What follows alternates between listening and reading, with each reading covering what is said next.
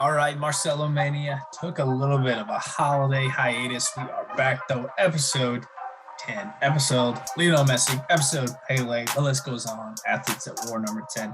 Pool boy Chris is back on the podcast. A lot to talk about national championship. We talked about Antonio Brown, his wild antics, and we previewed the super wild card weekend in the NFL. So tune in. Hope you enjoy.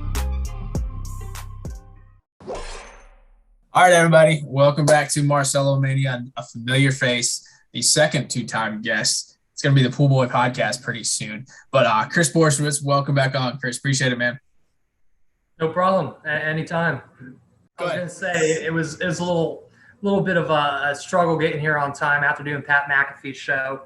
But me and my boy Aaron were doing a show, so.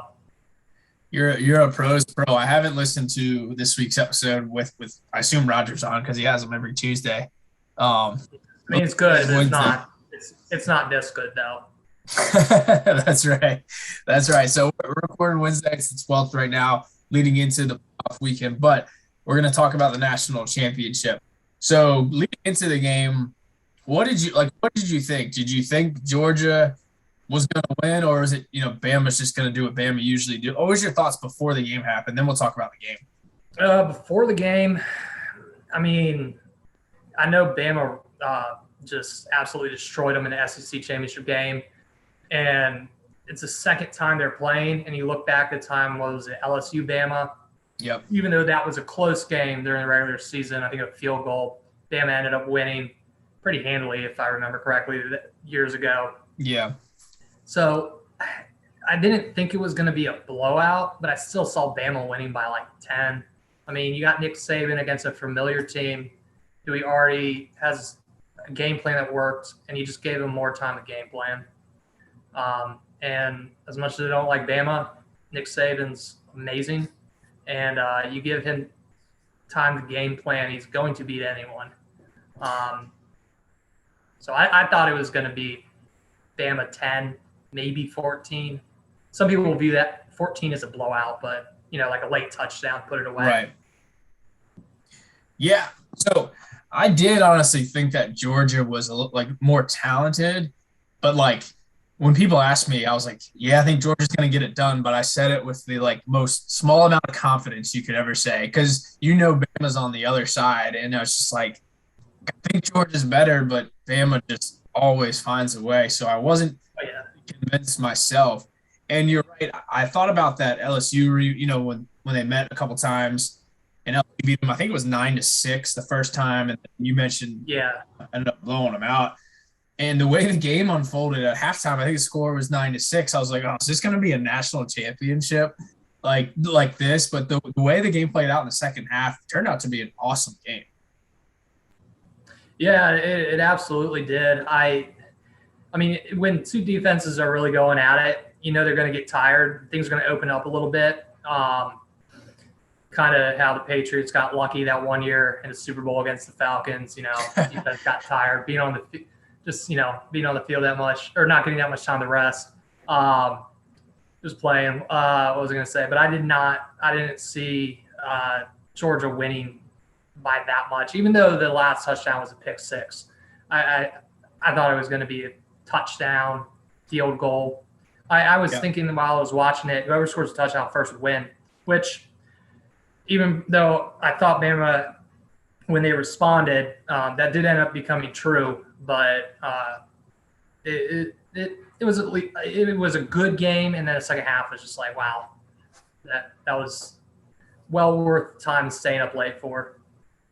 Yeah, I remember last year the Alabama, national championship game. It was pretty much a dud.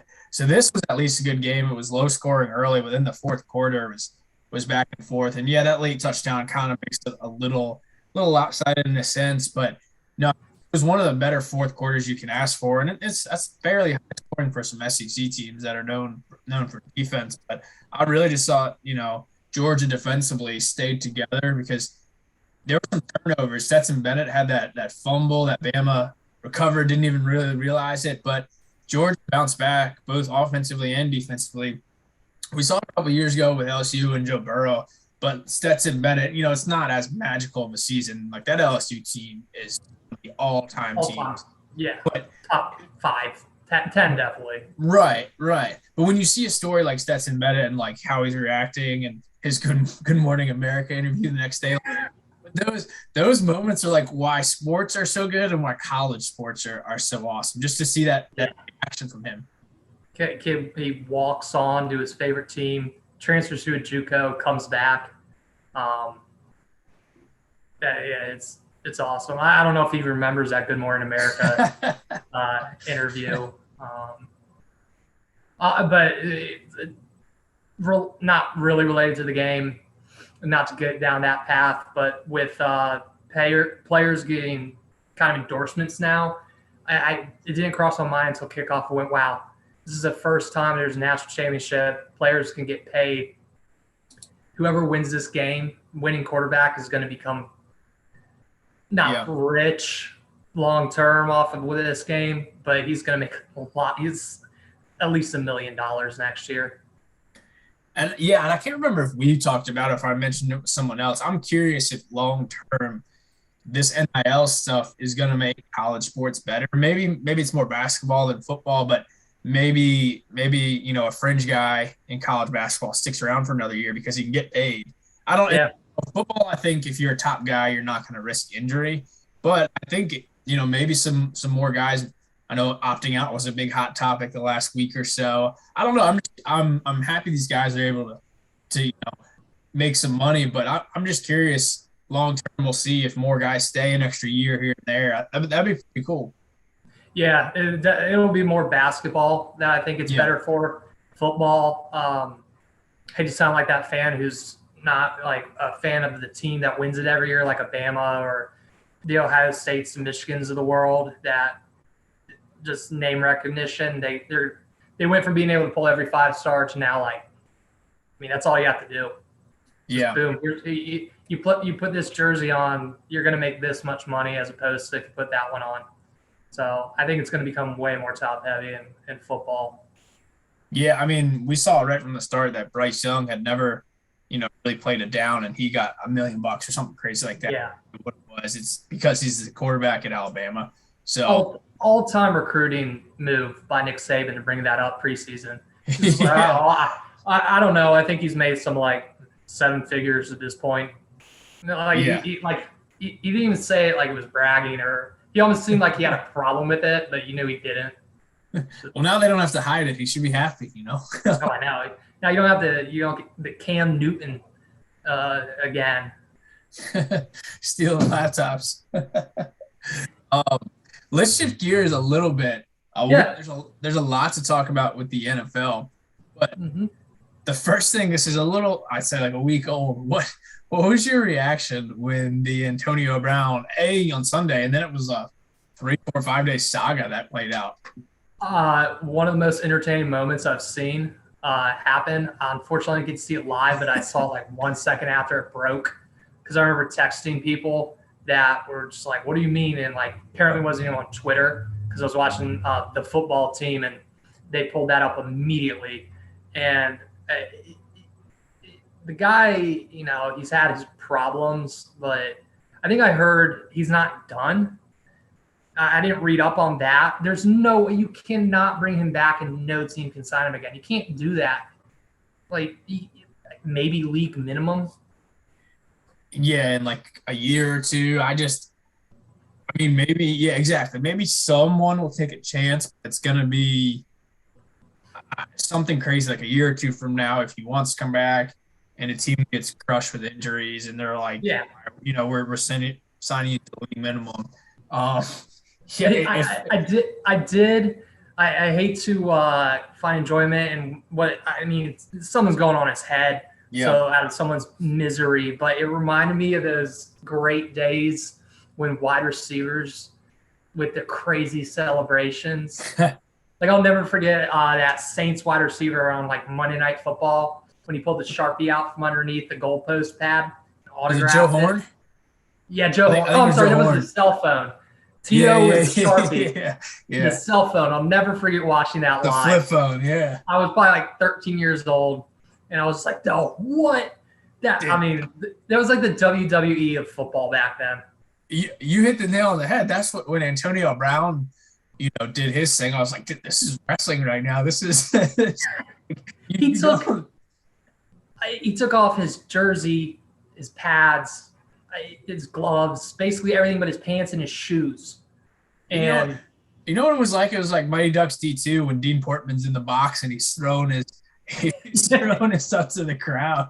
It was God, it was just crazy. But yeah, you had texted me. I think I had just seen it or something. You texted me. I was like, well, I had literally just seen it, and I was like, well, okay, well, he's done. Like, and then how everything unfolded, he was throwing everyone under the bus, even like Alex Guerrero. Like, but his text message didn't make sense because it looked like Guerrero was like, yeah, I'll give you whatever money you need. Like, and he was trying to complain. There's something, definitely something going on there. But that was just like, I don't know, unlike anything I guess any of us have ever seen. uh, yeah, I'll definitely remember it forever. He just, I texted you, I texted all sorts of people. All I could think was Antonio Brown just quit on the field during action, or I guess in between snaps or possessions. I mean, he cut across like the Yeah, field. He didn't even go down the sideline and around. He just started walking down the sideline, just like whatever, started hyping the crowd. and they Um, were they were saying like security for a minute was going to go after him. And they're like, oh wait, that's a player. Like they thought it was yeah, a man just running. could you imagine that video of him just juking all his security guards, or if one of them actually got him, just laid him Oh, out? that'd be awesome, man. He'd be signed immediately. Yeah, That guy. yeah. No, I mean we had to touch on it. So staying with the NFL, we'll talk a lot about this matchups, but obviously you got number 12. Aaron Rodgers had an unreal season. He's been repping it. So tell me why Tom Brady's going to be the MVP this year. Tom Brady. Uh, I could tell you. I mean, he is ahead of Rodgers in touchdowns and yards. I was just looking at it yesterday. I'd have to pull it up, but he has thrown the ball quite a bit more, and he has, I think, 3 times as many interceptions. Believe did Rodgers throw 2 in the first game? I think he I don't threw know. 2 in the Brady had a first game. game or two where he had a little stretch where he was turning the ball over a lot. Rodgers, I think, had 4 interceptions this year. 2 of them were in that game, which looking back on it, I think he was doing that and just playing like that intentionally to send a message. Sound like conspiracy theorists, but That's exactly what that sounds like. I mean, it still counts if he really did it on purpose. But Brady, the stats are there why he'd be the MVP. I don't know if Rodgers is going to get it. I forgot. I didn't end up keeping up with Cooper Kupp. I think he should at least get a look for what he was doing halfway through the season and on pace to Right. break everyone's all the records. I think at the end of the day, Rodgers honestly should get it just because, I mean, the interception, the passer Yeah. rating, the completion percentage difference. But there's probably going to be some voters that just don't like him. So, because of how he was in the offseason. So, I think it's a toss up. Yeah. So I do think it is a toss up. I would hate, and I think if Rodgers doesn't win, your mind's naturally going to go to, yeah, did some voter, like the one that came out, did some voter just be like, oh, I'm not voting for Rodgers because I don't like him. And I Yeah. mean, that's going to be, if he doesn't get it, that's a fair second guess. If there wasn't all that off field, then I would just think, all right, like it's a normal year. However the vote goes down, it goes down. As much as I would love Brady to get it, I think I would go Rodgers this year. But it's not like it's going to be, if say Brady does get it, it's not like it's going to be, they gave it to like some scrub at least. But it'll be interesting. I just want to get you going with Rodgers potentially not winning. I know. It was a nice little. I tell you what, I would love Rodgers to win MVP every year or any Packer player, especially because I believe they're the team with the most MVPs of all time. And I was really rooting for Cooper Kupp to break all his records, man. Yeah. Like the Heisman. I want to see. I know it's a skill position player, but even a running back. Yeah. But like a wide receiver, some defensive player that had just an insane year. I mean, shoot, Justin Tucker for kicking a 60 whatever yard field goal. Yeah. Yeah. Like, No, I mean it is.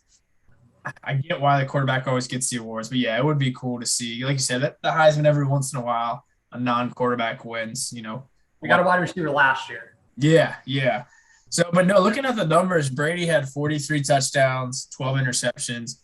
He had, a lot, almost 1,000 more passing yards, but Rodgers was 37 TDs, 4 INTs. I mean, 4 interceptions versus 12 interceptions, that's a big deal. And Rodgers had a higher passer rating. So, And he was out. go ahead.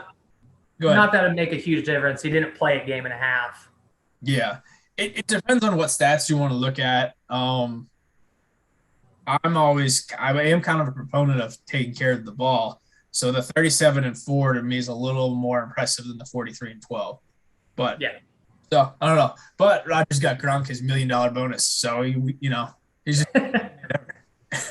you think Gronk said he would have to find a real job if he hadn't caught that 7th pass? Dude, he's absurd. I love how he went over there and was like, I need one more catch, and Brady went out just to get him that. And they're like, all right, here. They're like, we don't have to pay Antonio Brown. Let's throw this. So let's keep NFL. This week they have, for the first time, a Monday night wild card game. What are your thoughts about that? Do you like it, or would you rather just stick Saturday, Sunday like it's been traditionally? Saturday, Sunday, man. I'm not a fan of, not to continue being negative, I feel like I've been this whole time, not a fan of the expanded one, the season, and 2, the extra playoff team. Because I was just thinking about last night, every year, like the 1 and the 2 seed, which I think both should still get you'd have to add another wild card for both to get a bye, but 1 and 2 are always kind of above and beyond the rest. There's a little bit of a drop at 3. Most times there's a little bit of drop at 4. Once you get to 5 and 6, you start to really see that drop off. And then at 7, 8, 9, like if you looked at it, there's just all these like fringe 500 teams. And I don't. So, but anyways, the Monday night. I mean, it'll be nice to have a football game. Yeah. I know at the end of the day, it's all about money. But I kind of wish I like to have an even amount, because I'm looking now. There's going to be 2 games on Saturday. So we're gonna. I loved like how it used to be. Like Sunday, you got a 1 o'clock, 4:30, and 8:15. Yeah. So yeah. No, I'm with you. I'm definitely with you. I think I'm not going to be mad. Like, I'll watch the game Monday night for sure. The thing I worry about with like football, baseball, all these sports, like the adding of the one team definitely keeps a lot of teams. Like, it was kind of exciting to see, even though there were 500 teams. Like, these teams are alive into the last week or two. But I don't want them to expand things too much, because then it's like, well, just everyone gets in the playoffs, and that takes away from being a true top tier team during the year. So I feel like eventually they'll add one more team. I hope if they do, they stop there and don't do any more. But yeah, I don't know. I'm kind of like you. I would rather just kind of Saturday, Sunday, but we'll sit there Monday. So now one of the teams that got into the playoffs, it's actually the first game on Saturday, so it's a good transition, as they say in the biz. But the Raiders and the Chargers. Yes. Tell me you watched that Sunday night game, and I mean, all of America outside of Pittsburgh had to be rooting for a tie. Oh my God. That's what I was about to bring up. As much as I don't like the expanded playoffs, we almost saw what has to be. I wish, and I'm sure someone out there can crunch the numbers, but we'll never find out. Had to be the most statistically impossible thing to happen in sports, to play an entire season. And it come down to, well, if they tie this last, which is a new team that gets in, they don't get in.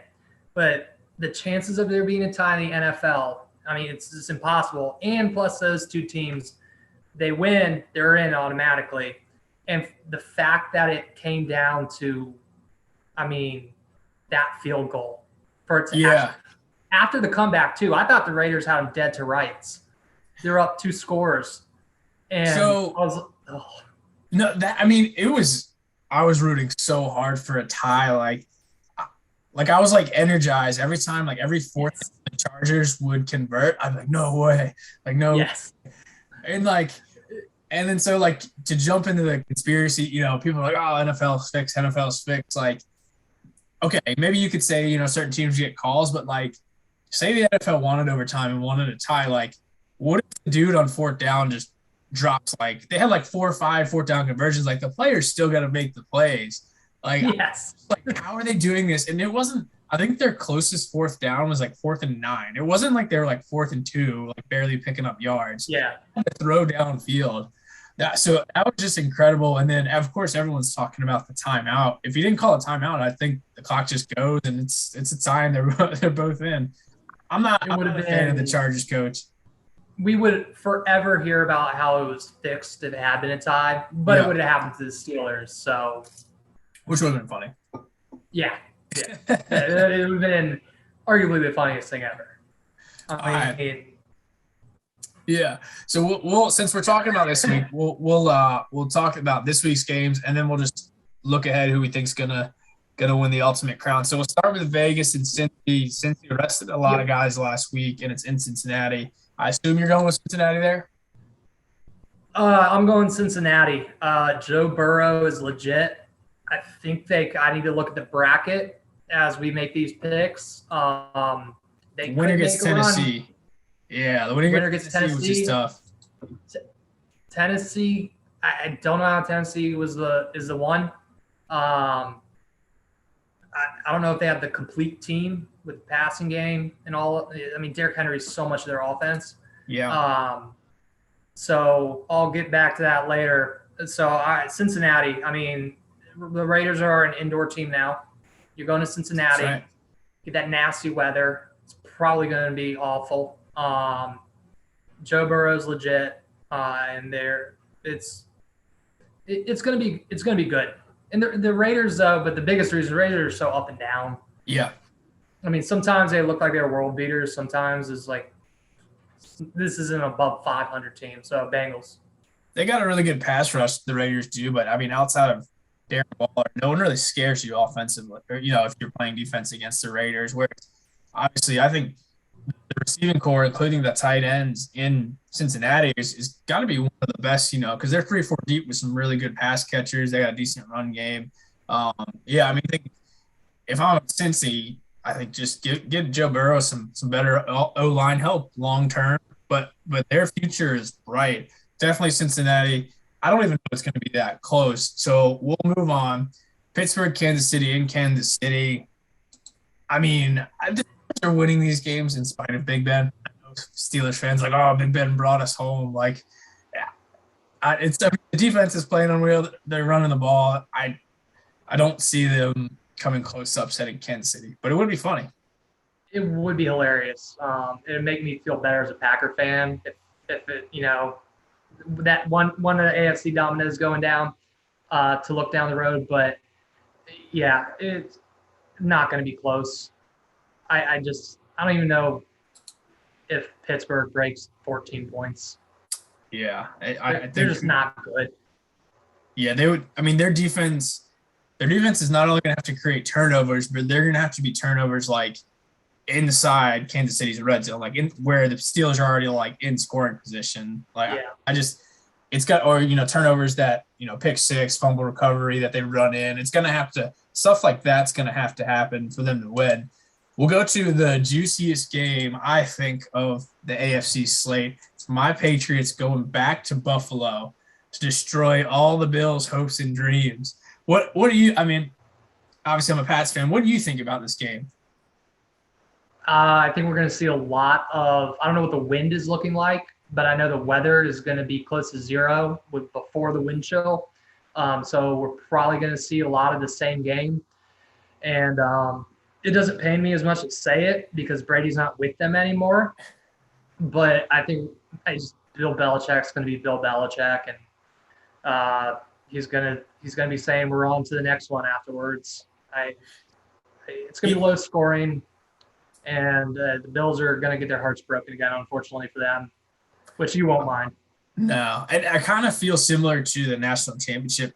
The Bills are the more talented team, but I just Belichick and the Patriots, even though they beat them in Foxborough a couple weeks ago, I still think that's in their head a little bit. And if things get tight, I think the Bills are going to be like, oh god, we're going to lose at home, and so I think the mind games are going to start to creep in a little. And honestly, like the Bills are a fun team. I like Josh Allen. I like some of the guys, but when they started like whining after they lost on that Monday night game, that's when I was like, all right, you know what? I'm flipping the switch on you guys. I'm no longer, you know, when if you beat us, I'm a little more mad. It's more of a rivalry now. Yeah, Just yeah. their reactions being so salty.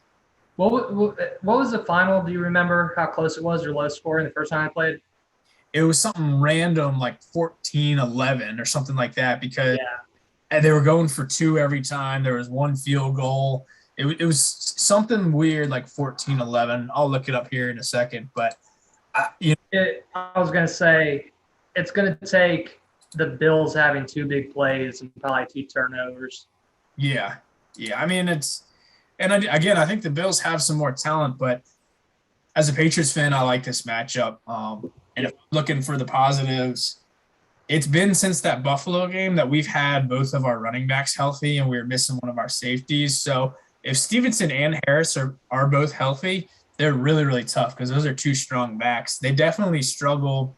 So Mac Jones, yes, he has a bright future, but that running game is really what it is. So if they have two guys where they can wear the defense down, I like it. I think both of those guys are finally getting back healthy. I think they, you know, both of them played last week. Stevenson was in and out with some injuries. So I just think that's going to be the key. I think Mac can definitely make some throws, but those two guys running the ball is going to be the key. And, we were talking before, just these Buffalo fans are supposed to be tough and prices are going down because it's cold. What do we do in Buffalo? $30 right now. It's Oh, been cut in half one day.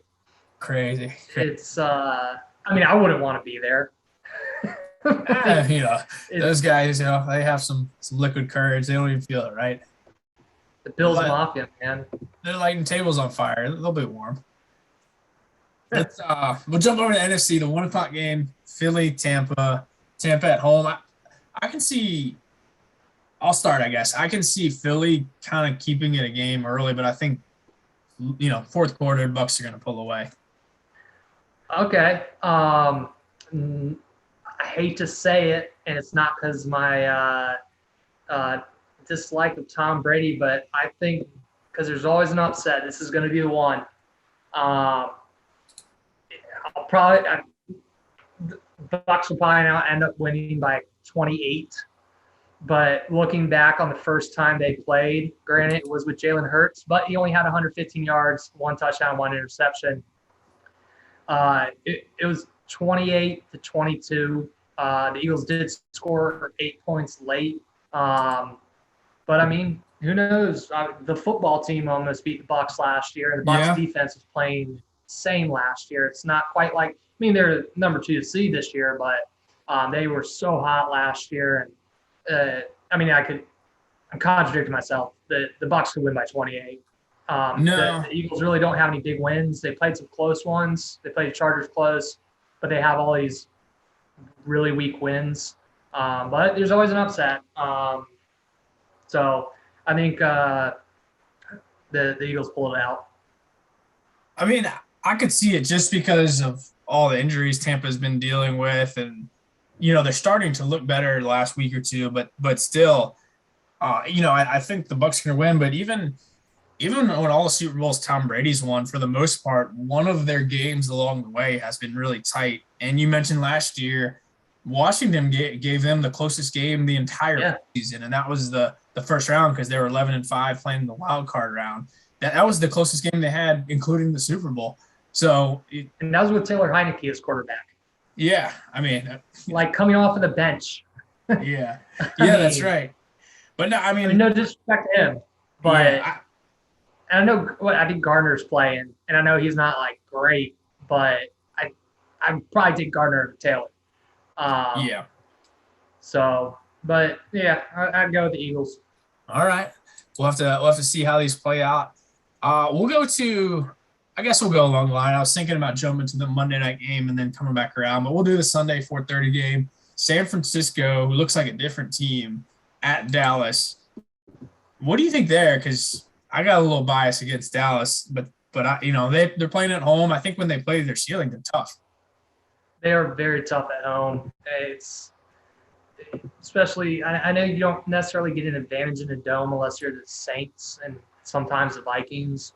I see Dallas winning this one by like 10, 14. I just 49ers too up and down. Still a lot of injuries. So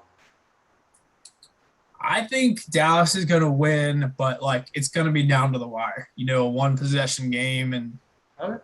Jimmy G's going to turn it over or something like that. Or Yeah. Dallas is going to get a field goal. I think it's going to be. I'll take Dallas, but in a close one.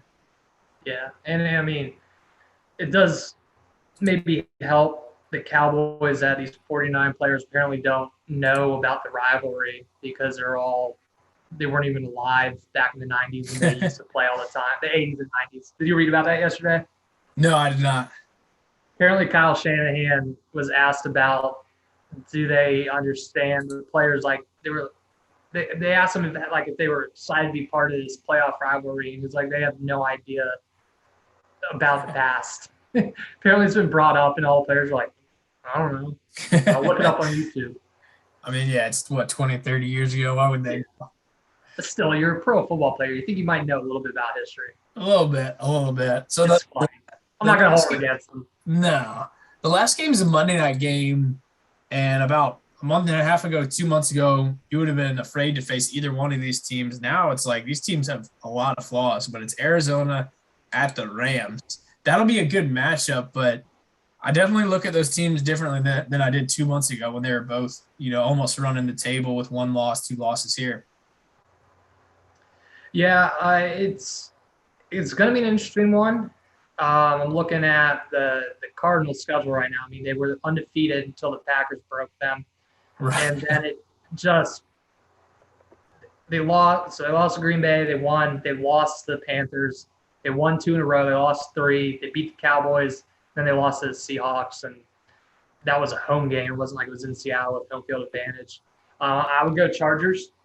I think it'll be fun. It'll be tight because it's the divisional game. Chargers don't exactly have home field advantage just because, no disrespect to their fans, no one goes to LA football games. So I don't think that's going to play much of a factor. They're both indoor teams, so that's not going to affect either team. But I'm going to go Chargers. Dude, you said it like 3 times. It's the Rams. What? This is the Rams, not the Chargers. Oh, my God.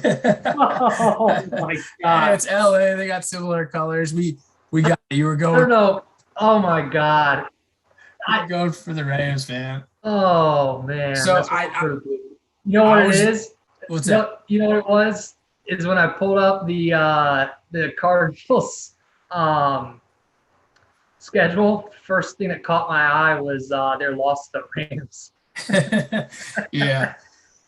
It's all good. At least you have the same city, 2 LA teams. They share the same, not arena, whatever you want to call home field. Yeah, it's Chargers Rams. It's the same team. Colors, yeah. Same colors. I'm just picturing the Chargers logo that whole time. I saw the Rams on the schedule, but I saw the arch, that logo, and all I could see was the Chargers logo when I looked at that, and my brain just went Chargers the whole time.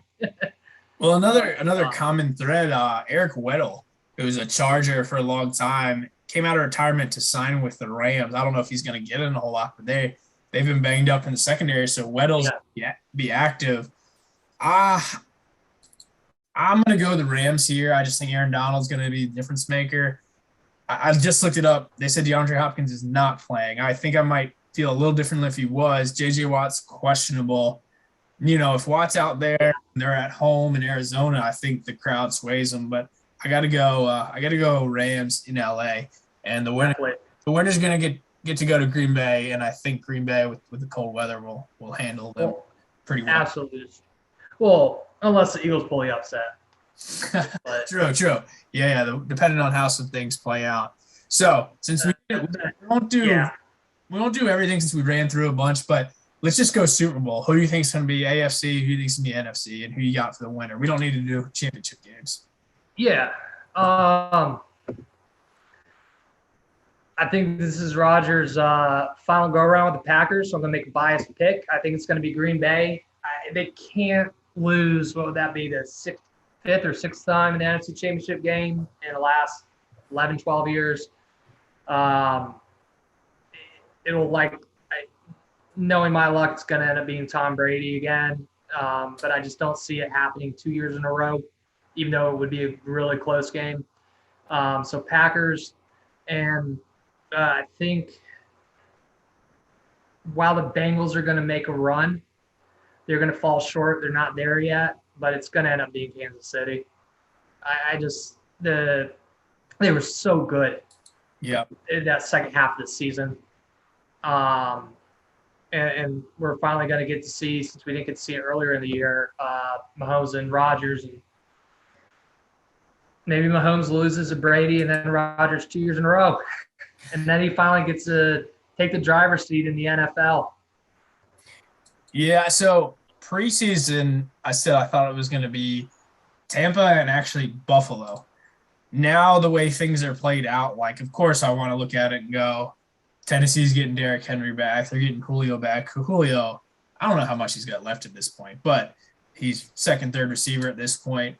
Green Bay, I think if Green Bay, if they get off that first game and they get if they get to the NFC Championship and they're at home, I think they take care of it, take care of business. I think that first game is almost a little more dangerous for them coming up. I don't know if they're a little shaky, rusty wise, but as much as I love to see Brady, I think it's Green Bay because it's going to be hard to go into Lambeau twice this year. They're going to have fans. Last year they didn't. So the AFC is where I'm really torn about because Tennessee's set up awesome right now. But, Buffalo I think can be a challenge. Kansas City is very explosive.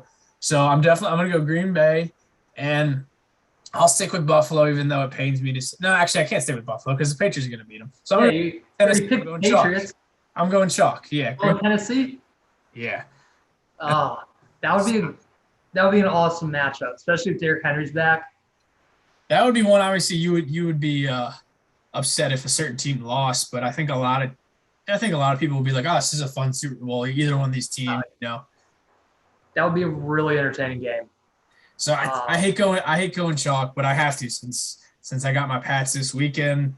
I feel like it's going to be Tennessee, and I'm going with Green Bay. So we'll see. Who you got winning it all? I'm going Green Bay. Green Bay, baby. Woo. I'll go Green Bay. Green Bay. Yeah. I know that hurt a little. It probably didn't hurt. You got nothing, I guess. No, dude. I just like to give you a hard time more than anything. Oh, I know. But I do like Vrabel and the guys in Tennessee. And so do I. If Derrick Henry's playing like Derrick Henry, they play good defense. But Rodgers and Devontae Adams or Lazard, as you say right now, are just on a different level. So, Lazard is the man. When things are – go ahead. Then Lazard lit it up again. I was talking 2 weeks ago about him, and then he did it again. I think he's great, man. It'll be fun. It'll be a fun playoffs. It'll be cool to see how it's not going to end up being chalk the whole way, but right. I hope there's a crazy upset somewhere. Not Pittsburgh, even though it would be nice for them to knock off Kansas City. But I could see. But then again, what? I could see a lot of those NFC, as you mentioned, you thought Philly might be Tampa. I could see a lot of those games going either way. And then, I think New England can beat Buffalo. So I think there's definitely going to be some upsets because it's never all chalk. No. I mean, like I was going to say, then again, we did watch I had the pleasure of watching it with a Saints fan. The Saints lose to the Seahawks that were under 500 with the Saints coming off a Super Bowl win. No one thought that would ever happen. So. Yeah. Legendary game. Well, Chris, man, this is fun. I appreciate there was a few good topics to talk about on this one. Yep. Thanks for coming back on. We'll see how our predictions play out in a few weeks here. Yeah, anytime, man. And hopefully this time around, like the MLB playoffs, I'm not miserable the next time you have me on because I'm sure you will try to get me on ASAP when Green Bay loses or if they lose. We'll just FaceTime you get a live fan reaction. But we'll see, man. They're in a good spot. They're in a good spot. All right. See you, Appreciate it, man.